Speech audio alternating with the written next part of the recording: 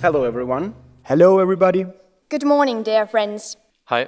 Καλημέρα. Bonjour. Good morning, everybody. Good morning. Γεια σας. Hello everyone.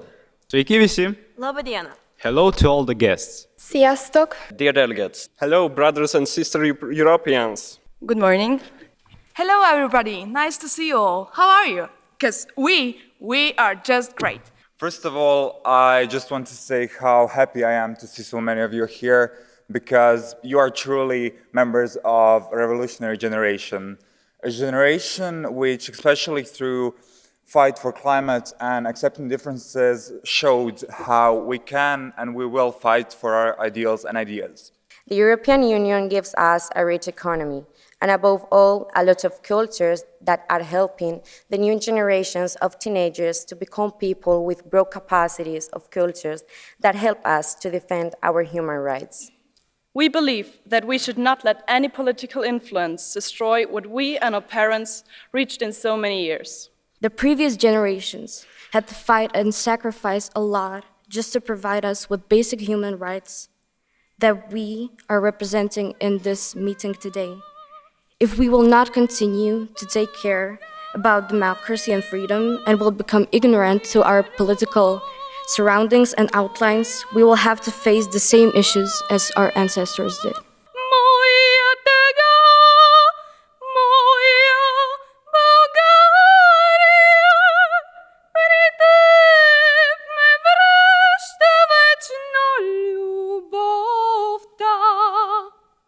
Thank you.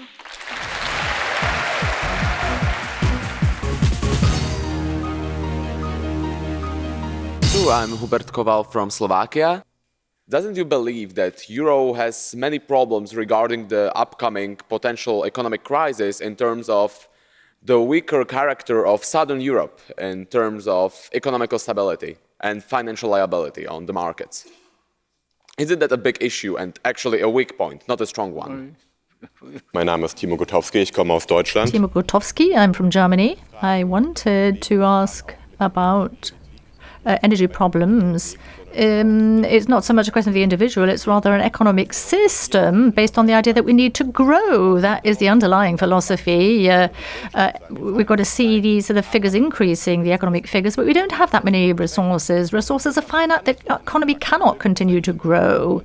And yes, we talk about, growth, constant growth, and that I think is a disgrace. Bonjour, hello, my name is Marco and I'm from Croatia. And my question is about integration of West Balkans into the European Union.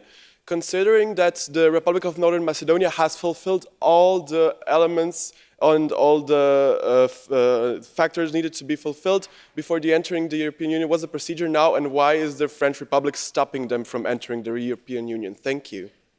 Hello, my name is Vincent. I'm from Sweden, and I just wanted to continue on the question about economic growth and the climate, because earlier you talked about the individual responsibility because we don't have a planet B.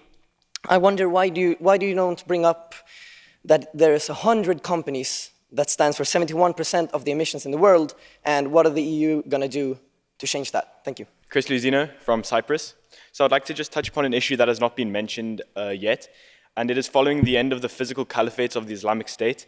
How will the EU be accepting back the foreign fighters and filtering out the seeds, per se, the sour seeds, per se, that still want to cause harm to the citizens in Europe and who left their home countries to fight and now would like to return? So I want to talk about immigration. I'm from Spain, and it's a country that receives a lot of illegal immigrants, and we can't afford alone the situation. So I want to ask what the European Union is going to do about this situation. Thank you. I am Tuuli Lemberg from Finland, and my question as well regards the environment.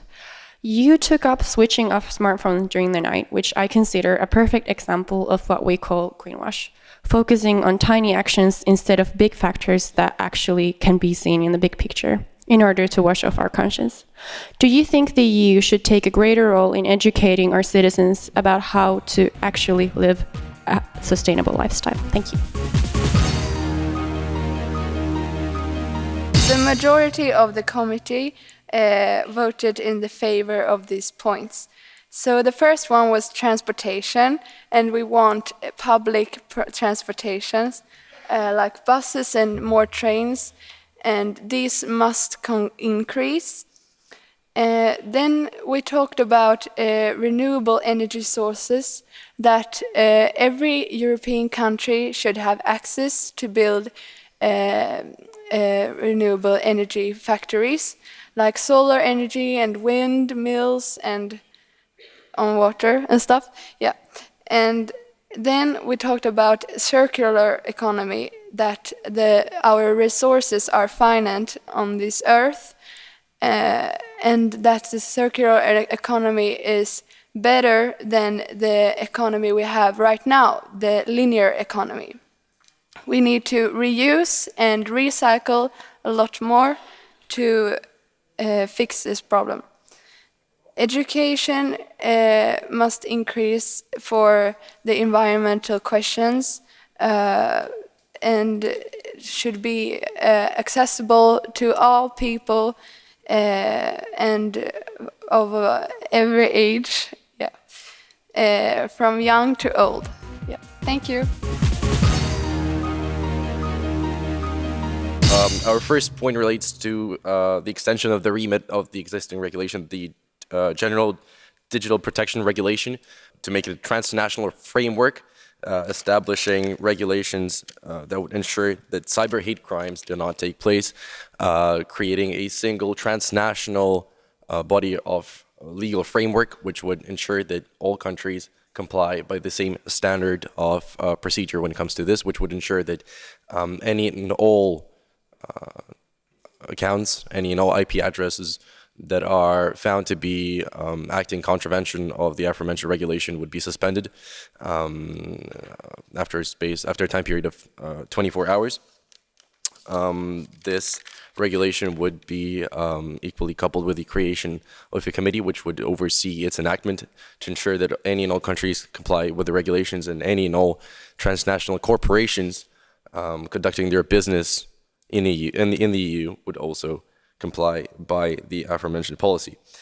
Finally, we would equally like to see the establishment of a committee which would ensure the protection of whistleblowers and victims of sexual harassment. This would equally include working with professionals in the field of psychology, which would be able to provide any psychological advice and help to victims of sexual harassment or to whistleblowers, as well as to oversee the protection of these people. That's it. Thank you. I have a question about the security framework you're going to have for hate speech. How do you stand that this might be breaching the fundamentals of democracy and is an invasion of privacy? Thank you. I think we would only suspend one's IP account, or the committee would only suspend one's IP account if in this case, freedom of expression, as you rightly noticed, would be curtailed only because it infringes on other people's rights. So effectively, whatever happens, there is a breach of human rights taking place. So of course, any cyber hate crime, any hateful comments, any proliferation of extremist views online, for example, they already in themselves constitute a breach of human rights because they relate to others people's freedom of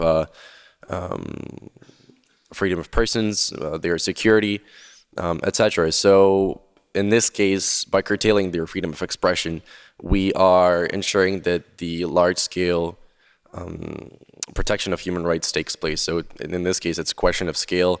In this case, the interests of the community take precedence over the interests of the individual.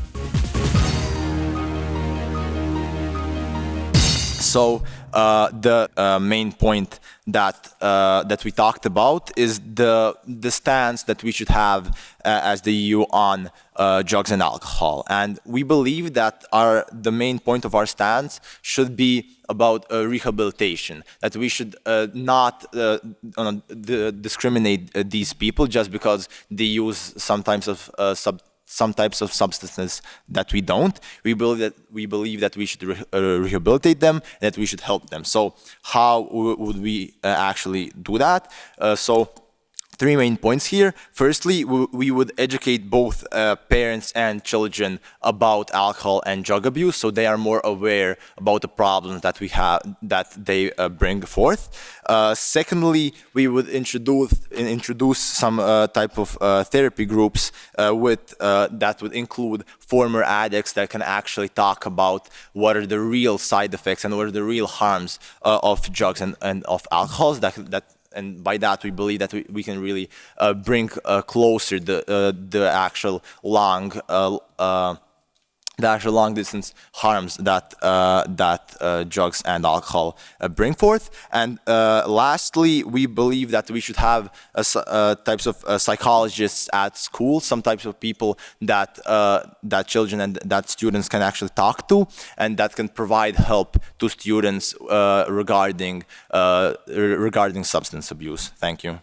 Regarding the methods of this education, due to that, many psychiatrists of children agree that, for example, education regarding the lectures with former drug addicts in the schools does not work and only create worse effects and traumatize children. Is there any way to educate children efficiently without creating countermeasures and actually making the effect worse? Because many scientists agree that the education on schools made in an interactive way does not work. So how does this committee think that this should be challenged? Thank you. There's so little focus on ecology. It is essential to the future of the European Union, and our solution to this was to reduce the amount of food waste by limiting the amount of food produced and to improve local production of food, to reduce emissions by cutting out the long transport of foreign foods. Also, we would like to encourage sellers to sell still edible, safe food that would normally not be sold anymore because of its expiration date. Perhaps by encouraging to offer those items at a lower price range. We would like to ask, how does stopping shipping of foods from different countries around the world actually help this issue? Since how would anyone like to talk about the topic of ecology when they can't get their bananas or stuff like that at home, which they are used to? And how would this actually improve the situation of future of Europe? We would be reducing CO2 emissions by cutting out the transport, which is often done by shipping, which produces a lot of CO2. And also, it's not just about bananas, it's also about avocados. They have a very, very long transport way from the country where they are produced in and grown to countries like Germany and Italy, whatever, in the EU. We will be reducing carbon emissions by a lot. Before I start, I just want to clarify the difference between the terms refugee and migrant. A refugee is a person who has been forced to leave their country in order to escape war, persecution, or a natural disaster, whereas a migrant is a person who moves from one place to another in order to find a job or maybe improve their living conditions. Countries would cooperate amongst themselves to distribute the refugees, recognizing that refugees and migrants enrich the multiculturalism of Europe and will aid the concern regarding the falling demographics of the future of Europe that was mentioned this morning.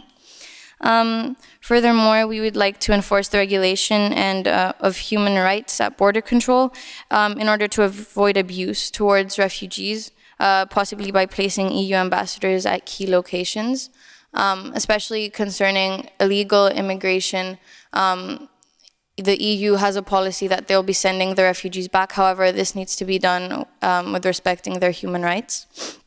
In terms of integration for migrants, we suggest the creation of an algorithm that would translate all national qualifications accordingly in order to combat the unemployment and underemployment of migrants. So sometimes when migrants go to countries, maybe the qualifications they have from their home country are not recognized or are not clear in the country they've moved to. So this would help combat that problem. With regards to refugees, we suggest that there would be a test that categorizes the language level of each refugee so that they can receive appropriate training which would help them integrate into the new country they are in. You have thought about the migration which will be due to the climate change. I just would like to know how you have concretely planned to manage this migration as far as the social dumping is concerned. Thank you. I think that the procedures would be similar to the ones that we have now, however, a lot more perhaps abrupt, because we never know. Climate conditions can change very quickly or slowly. Natural disasters happen overnight, but climate takes a long time to change. But these are things that we need to start thinking about now, because this hasn't been an issue that's been brought up regarding migration in the past. It's usually just been because of wars or persecution and so on. So while I don't have a concrete answer to your question, I definitely think that that is a question that we all need to be thinking about. Thank you.